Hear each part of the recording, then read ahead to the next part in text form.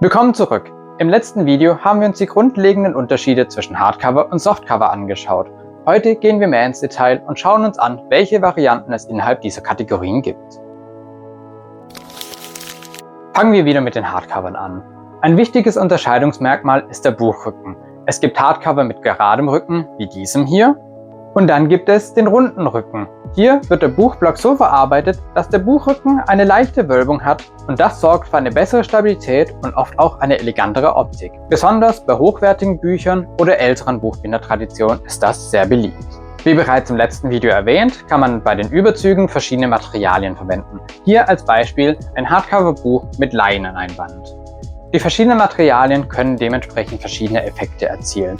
Leineneinbände wirken immer etwas klassischer, hochwertiger und je nach Leinen auch einfach natürlicher. Die wahrscheinlich gängigste Art von Büchern, wie sie verkauft werden, ist aber wahrscheinlich das Hardcover-Buch mit Papiereinband. Meistens dann noch mit einer Schutzfolie, der sogenannten Zellophanierung, um den Druck vor Brüchen und das Cover insgesamt vor Kratzern und Schmutz zu schützen.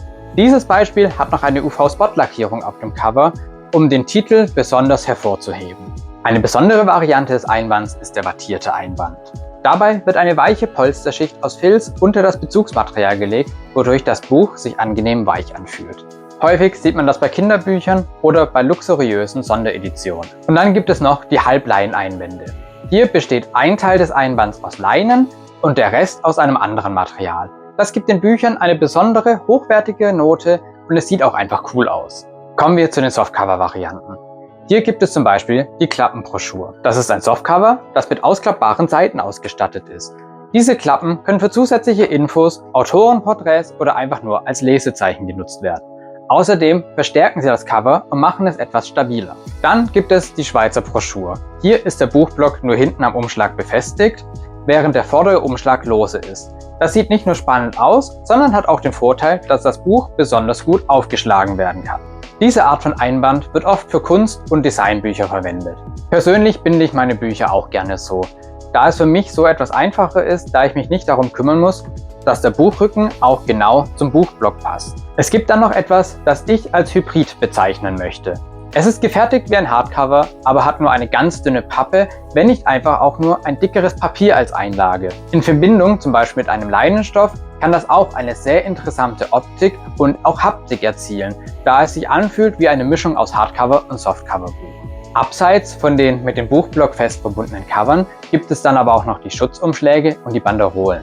Ein Schutzumschlag ist eine lose Papierhülle, die über das Buchcover gelegt wird. Es dient nicht nur den Schutz, sondern bietet auch Platz für zusätzliche Gestaltungselemente wie Prägungen oder Klappen mit Autoreninformationen. Besondere Sammlerausgaben oder hochwertige Bücher haben oft einen Schutzumschlag. Ähnlich wie der Schutzumschlag ist die Banderole. Ein zusätzlicher Bogen, welcher lose um das Cover herumgelegt wird. Banderolen bedecken jedoch nicht das ganze Cover, sondern nur einen Teil. Manchmal sind es auch wirklich nur ganz schmale Streifen. Sie enthalten oft Werbeslogans oder besondere Hinweise, zum Beispiel Bestseller oder limitierte Auflage. Banderolen können auch dafür verwendet werden, wenn man ein Überzugmaterial verwendet hat, welches nicht bedruckt werden kann. Dann kann man eben den Titel oder sonstige Informationen auf die Banderole drucken und diese um sein Buch rumlegen.